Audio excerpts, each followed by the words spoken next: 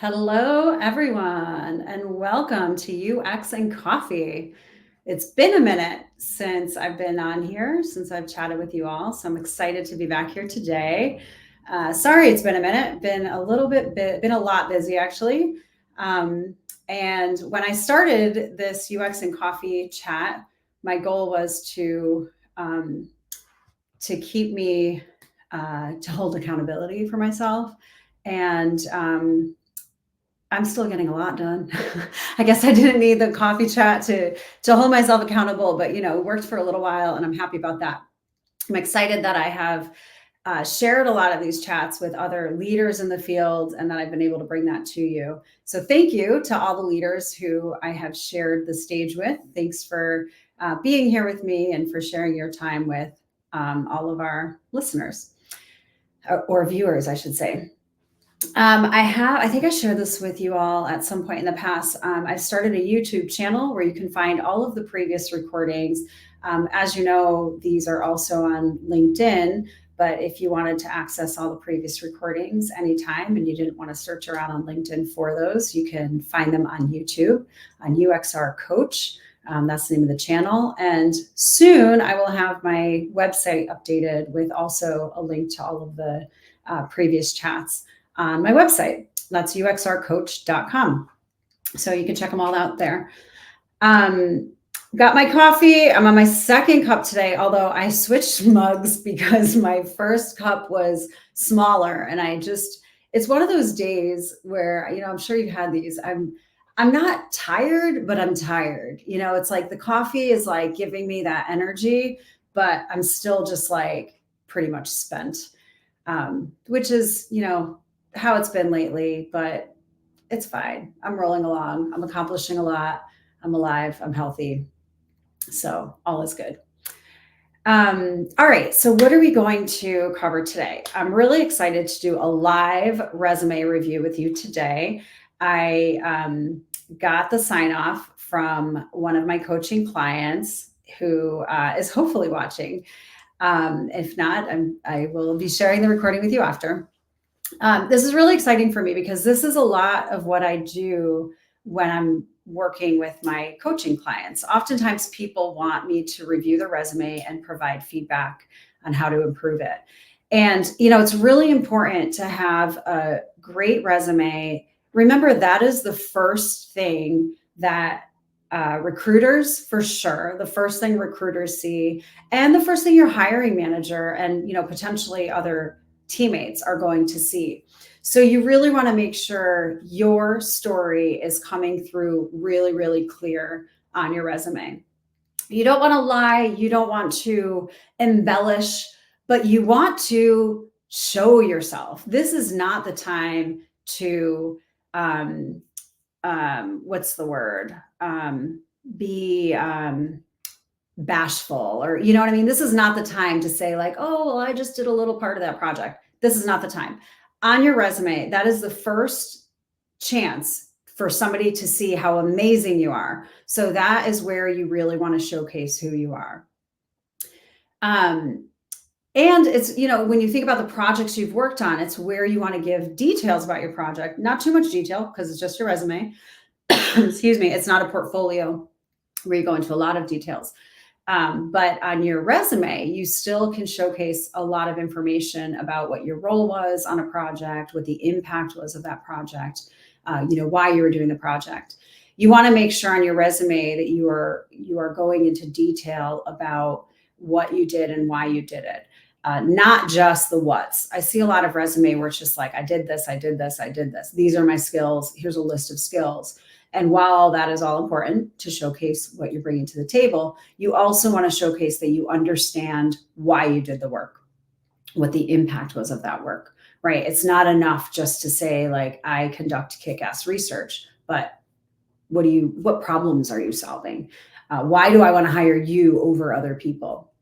So without further ado, I'm going to share my screen. I've redacted.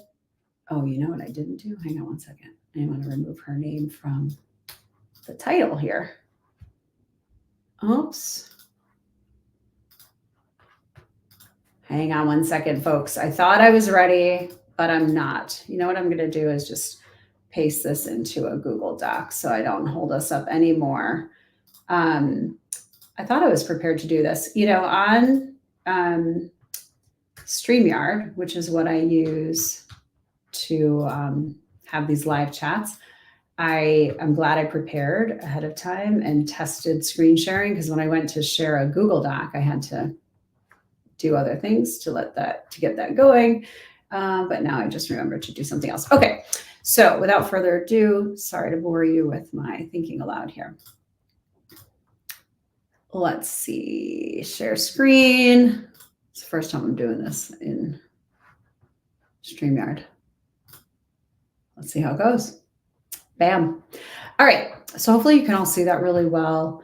Again, this will be recorded, so maybe I'll just zoom in a bit too, but if you need to look at this in greater detail, there we go, that's nice.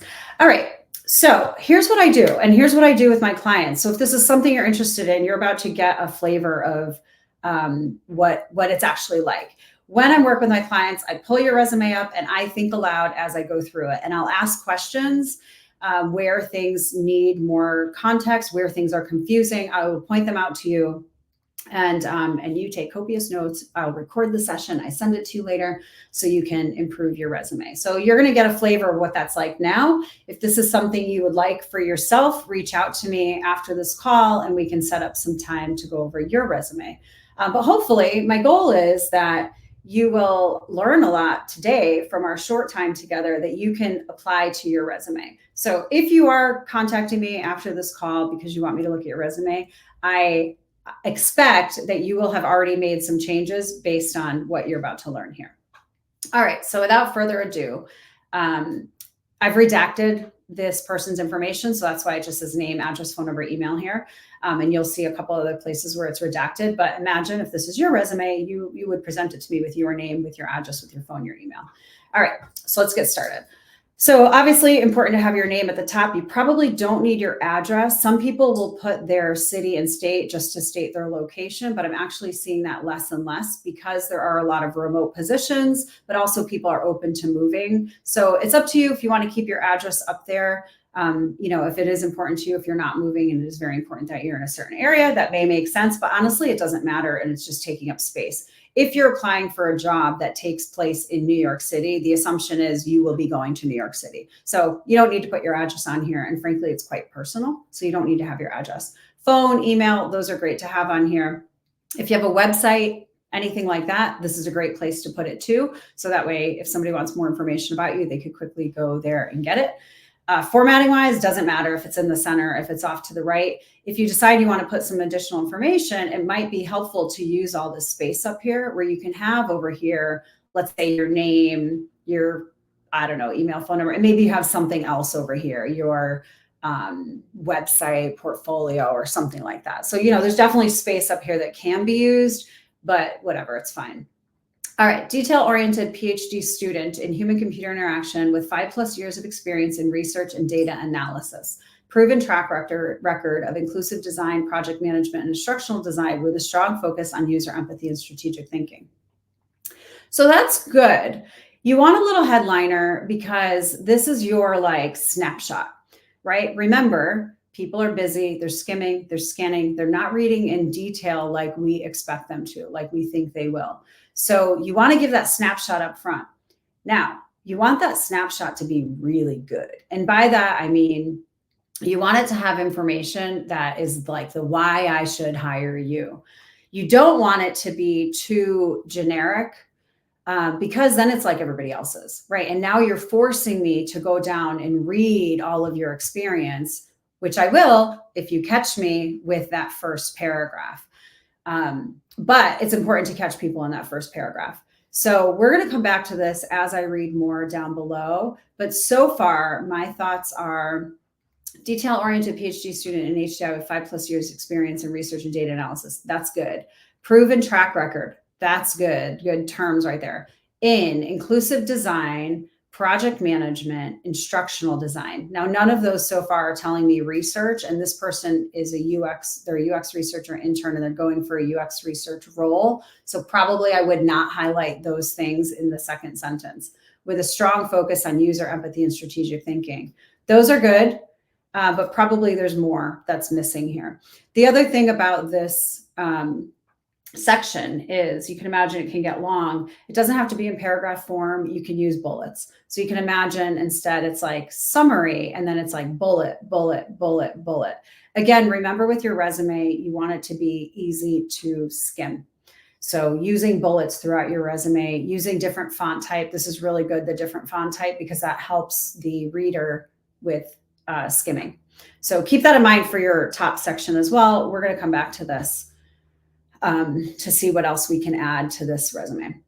Okay, experience. All right, another thing. In industry, education is important, but not as important as if you were going for an academic job. So this is great that we're starting with experience. Education is down here. Great. Probably I would argue education can go all the way to the end, but we'll get to that in a moment. But you definitely want to start with experience. So that's number one. If you have education at the top, let's move it down. That is not the most important thing if I'm going to hire you. I hate to say it this way, but I don't really care when you got your degree, where you got your degree. Unless, now I will say, unless you don't have experience, then that changes everything, right? But most people, when they come to me, already have some experience. So we want to put that up here. Even if your experience is like, and we'll go into these in a moment, but like research assistant at a school, that's fine. That is different from your education. That is your experience doing the work that you are applying for. And that's what you want to have highlighted up top. Okay. All right. So experience, learning experience specialist, research assistant, Iowa State University Graduate College. Here's our dates. Collaborate with the research team by identifying and communicating appropriate research methodology, conducting primary and secondary research, and delivering compelling stories to communicate actionable insights to share the AI facilitated lit review process. Okay, first of all, that's a really long run-on non-sentence, so we want to break that up a bit. Second of all, here's what's missing. So I already mentioned the font differences. I like that you have the role first and then the location. I think that's good because, again, as a person who may hire you, the location is less important than the role. So having your role, then the location, I think is a good idea. That's not a hard rule, by the way. You might have been in a location and you started off as an intern, and then you were an IC, and then you were a manager, and then you were a director. So like in that case, you want your format to be a little bit different, because then it'll just be repetitive and ugly.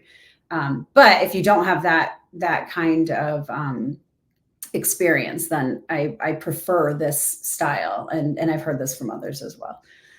A lot of what I share with you, by the way, it's not just my thinking, it's what I've grabbed along the way through the years, whether that be from hiring managers, colleagues who are hiring, various folks who have been reviewing resumes, hiring people. So it's not just my opinion. Some of it is, but it's also a collaboration, if you will. Okay, so collaborate with the research team by identifying. What I would start here with is like, what were you, we got right into the what are you doing, right? Collaborating, identifying, communicating methodology, conducting research, delivering compelling stories to enhance the AI facilitated lit review process. That might be important. So this is where, if I was live with my client, I would say, tell me more about what you did. What was the problem? What was the project? Like, what is the overarching thing? This is a research assistant, so that makes me think this is a lab. Like, what does the lab focus on? Like, what is the problem you're solving? Okay, so that's what we want to start off with. Like, what is the problem you're solving? Then you've got what you're doing, and then what is the impact? So it says here, to enhance the AI facilitated literature review process. Did you actually enhance the AI facilitated lit review process? If so, you want to put that, right? It's leading to enhanced AI facilitated lit review process. So that's the thing, right? It's like, what's the problem? What did you do? What is the impact? Even better, which I see it right down here, increase student engagement by 15%. Even better is if you have any sort of data. So you could say up here, enhanced the lit review process. But if you have any other data, like numbers or honestly, it's often numbers. It's not always numbers though. Sometimes your impact is influencing the engineer's roadmap, right? There's no numbers there, but literally your work impacted the roadmap of other people. Sometimes your impact is other teams unrelated to mine used my research to improve their products. Super impactful, right? If your research, your little tiny research on your little tiny team, other people in the company are using that research and your research is impacting other products, that's really impactful. So sometimes we don't have the numbers, but when we have the numbers, like it looks like we have here, it looks like we have down here, awesome, stick that in there. And then also on that note, if there's publications, like for example, some of my work at Facebook and at Google, like ended up in publications, not my publications. And I don't even mean academic publications. I mean like news related publications, right? Or like public forums. Like if you ever have anything like that, it's good to stick that in there too, because that's really impactful. Like your work is really reaching now. Not only is it reaching other teams in the company, but now it's also reaching outside the company, which is really impactful. Okay. All right. So we're light here. I'm looking for what was a result of your work and why the work was even being conducted. Okay. So this needs a little bit more.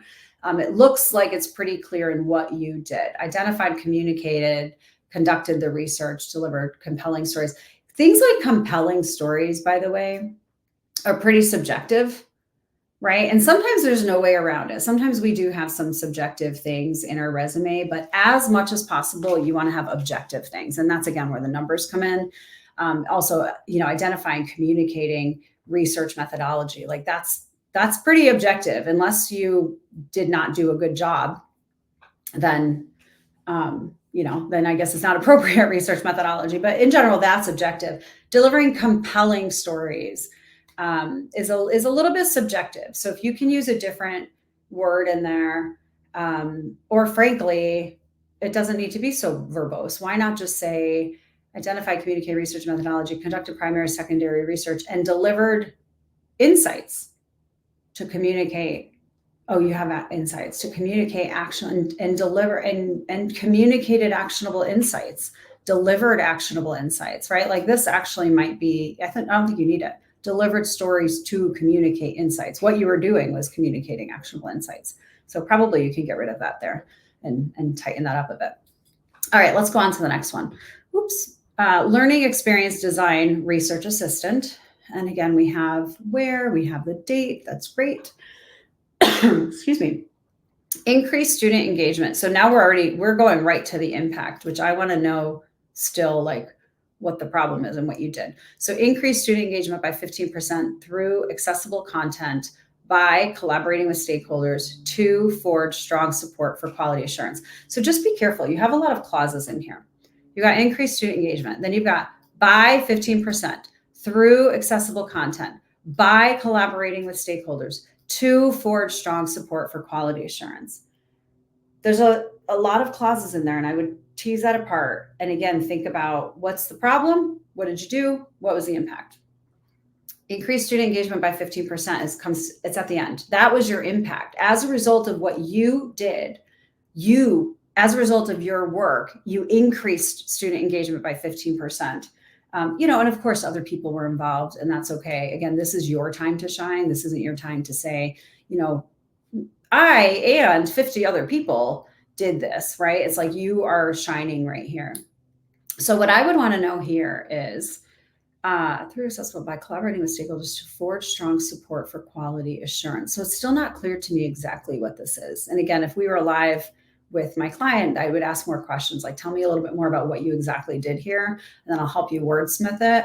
But it sounds like this might go instead, similar to up here, right? It might start with collaborated with stakeholders, and we'll get back to that in a second. Collaborated with stakeholders to forge strong support for quality assurance. How did you forge strong support?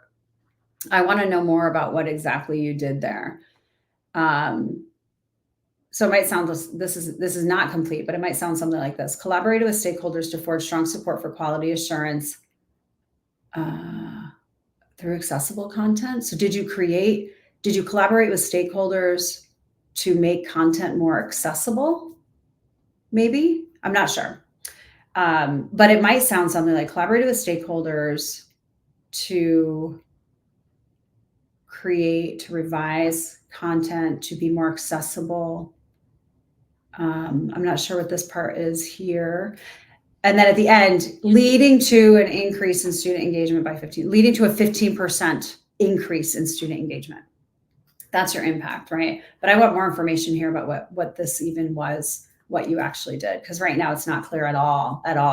And you want that to be really clear because you have impact. And I want to know what the problem was and what you did to lead to this impact. The other thing I'll mention is, so we've got collaborating with stakeholders. You may want to indicate who those stakeholders are. Are they super senior? Are you collaborating with like VP, with instructor, with professors? Are you collaborating with designers, with other researchers? Who are these stakeholders? So you may want to highlight it. Up here, it's clear. Collaborate with the research team, right? So I want to know who these stakeholders are. And again, especially when they're super senior, you may want to highlight. I oftentimes will see like collaborated with senior stakeholders and in the parens like VP, founder, blah, blah, blah. Like when they're super senior, you want to indicate that because that is something that may set you apart from other people. It shows that you can communicate and collaborate and have influence with super senior people. So when they're super senior, you want to highlight it. The other thing I'll say about this, so we've got collaborate. I also think that when you are leading, you want to indicate that. So collaborating is fine, but if you had a leadership role, if you led the research, if you collaborated with stakeholder, again, I don't know exactly what this means, but let's say led research, right? Or down here, like if you led data collection, if you led the planning, if you led a program, you definitely want to indicate when you led something. And again, it's okay. There's other people involved all the time, and you might have a manager that has some role. That's okay. What did you do? Like literally for each of these roles, I'd like you to take a step back and say, what did I do? Sometimes it's helpful to draw it. Who else was involved in this project and what did we all do? Right. And it doesn't matter that your title isn't called lead. You still lead things. So whenever you have led something, you want that to come through nice and clear. Okay. All right, let's move on to the next one. Learning experience coordinator. Again, the role and the timeline increased. All right, now again, you've got impact first. Increased learner evaluation response rate to over 80%. Good job. By improving data collection and analyzing qualitative and quantitative data for 50 plus training sessions. Awesome. Improved processes and reduced delayed tasks by 30%. Awesome. Through automation creation. So this is a big one here. And this is where I say I want bullets because you've got a paragraph here where all this stuff is getting lost in there. Really important stuff. Streamlined operations using inclusive design practices and improved project transparency with usability testing. Okay, if you don't like anything I'm saying here, for example, moving impact to the end and having the problem statement first, the big thing to take away here is bullets because you have 3 different really big things jumbled in here. You increase learner evaluation to over 80%. You improve processes and reduce delayed tasks by 30%. And then you also streamlined operations. Those are 3 really big things. I would bullet these. And again, I would bullet all of them. What you can do and you've got quite a bit here. So if you only have like a couple items on your resume, you may decide you don't want to bullet things. You want this kind of format. When you start bulleting things, a good practice is, remember I asked what was the problem, right? Like what were you actually working on? What you can do is have your title, your place, a little blurb about what you were working on, right? That could be the product, the team, the overarching project, and then under it bullets, right? So instead of all of it being jumbled, you've got nice bullet. I'm going to go back to what we were just talking about: increased learner evaluation, improved processes, streamlined operation. Okay, so I don't know the overarching project or team or product. But you can imagine you've got your title, your place, your year. Right below it, in just like 2 lines, it's like something like, I'm going to make something up here. It may or may not make sense for you, but it might be something like, worked cross-functionally across 2 teams, focused on this and this, right? That's your, like, I'm calling it a problem statement, but that it's not necessarily a problem statement. It's like a super brief summary of what you were working on, right? Then under that, you've got your bullets. Bullet 1, bullet 2, bullet 3. And then again, I would flip these and have your impact at the end, because think about storytelling. It's like, I did this, which led to this, right? That's storytelling. And as long as you're succinct, it's not going to get lost. Now, if you were telling a long story, then we would flip it, like a New York Times article where impact is always at the top, right? Like the newspaper articles is flipped. But on your resume, I would follow that format. It's like your general statement, and then what I did, again, keeping in mind that if you're leading things, if you're training, like these are leadership things, have those verbs in there, and then end with the impact. And this one's really strong. Okay. Next, instructional designer implemented an assessment best practices document based on secondary research findings, enhanced learner experience with a user-centered approach, met project deadlines by communicating and collaborating with interdisciplinary. Okay, met project timelines. You can see I kind of got stuck on that. I assume you're meeting project timelines, so I would get rid of that. When you start to have things in that are assumed, then it feels more junior level. So similarly, we've got skills down here. So, and we'll come to that in a minute, because we're quickly running out of time. You see how fast these reviews go. Similarly, when people put like Microsoft Word or Excel or Google Suite, like that feels very elementary too. So you don't want to put the things that are obvious. Like if you're applying for a UX researcher role, I expect that you can use G Suite. I expect that you will meet project deadlines. So don't put the things that are obvious. Again, this is your experiences, right? Like what sets you apart from others, and why should I hire you? I'm not hiring you because you meet project deadlines. I'm assuming you will meet project deadlines. If you don't, then you won't have a job, right? So I would get rid of that. And then again, follow the similar format that I spoke about above. I would have a little blurb about what you were working on. Like you're an instructional designer, on like what team, or what is the team working towards? And then you have your bullets of what you did. You implemented an assessment best practices document based on secondary research findings. Awesome. Did you conduct the secondary research, or were you just using research that somebody else conducted and then you implemented the best practices document? Was that best practices document, what happened with it? You created it, but then what? Did it just sit on a shelf? Are people using it? So there's your impact. Your impact is not that you created a document. By the way, for all of you, your impact is not that you created a document. Your impact is what happens as a result of that document. Who's using it? Did the product change? Did roadmaps change as a result? Are other teams using it? Are teams outside of your company using it? That is your impact, right? Not just that you created a report. So keep that in mind.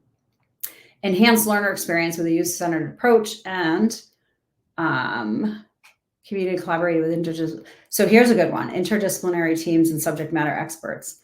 That's a highlight. So I think I said something earlier about like cross-functional teams. This sounds like you've got something here. So you want to make sure that is highlighted.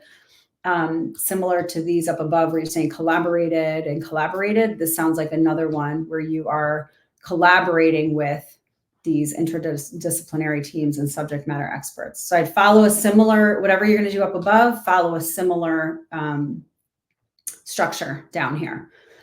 We just have a minute left, so I'm gonna jump ahead, but you can follow those tips for these other roles as well. Okay. So let me tell you something though, back to this up here. So I am seeing instructor, teaching assistant. I think something up here about teaching, mentoring, anything like that, that should be up there. That sets you apart from other people. Not everybody teaches. Not everybody whether it's like in high school or just teaches other people. Not everybody's good at that. So like that should be up here. I think what else should be up there is these cross-functional, you used as interdisciplinary teams, but like the ability to communicate complex findings to cross-functional teams, subject matter experts, anything like that. Proven track record of, I don't know exactly how to say it right now in our last couple of seconds together, but something, you've got great data here on your impact. So think about if there's a theme through these and something you could put in your top blurb. And I would definitely bullet your blurb now, because now it's going to get longer. Another thing, which we don't have time to cover, but I looked ahead earlier, was your publications. I redacted for the sake of this live presentation, but you are skilled at presenting and publishing. That sets you apart from other people. You have grants. That sets you apart from other people. You have a couple of awards here, right? That sets you apart from other people. You want to put that up there. You don't want them to have to scroll all the way down to see those things, okay? And then let me just quickly look. I would do something here. This is hard to scan. You can see me right now. I'm like, let me quickly look. So what you can do with this whole section right here, think about formatting. Maybe you have 3 columns. One's your research skills, one's your tools. I'm glad you don't have like G Suite and Excel in there. One is your soft skills. I see a typo here in verbal communication. I